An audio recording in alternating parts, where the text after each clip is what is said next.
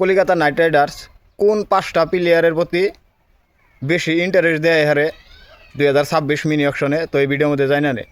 তো 1 নম্বরে হয়েছে কলকাতা নাইট রাইডার্সের একটা উইকেট কিপার ব্যাটসম্যান নাই।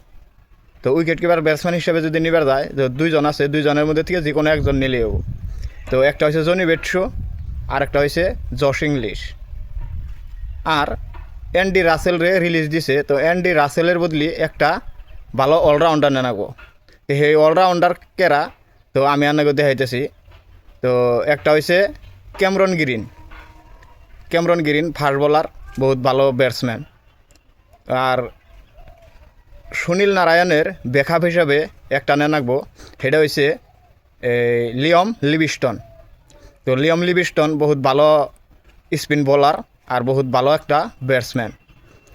আরেকটা প্লেয়ার হয়েছে, তার মানে কলকাতা নাইট রাইডার্সের বাইরের একটা ভালো ফাস্ট বোলার নাই। তো সেই ফাস্ট বোলার হিসাবে কারে নেওয়া চলে? তো আমার হিসাবে মহেশা পাথিরানা। তো মহেশা পাথিরানারে নিলে আমার হিসাবে কলকাতা টিম বহুত হাই ফাই টিম হবো।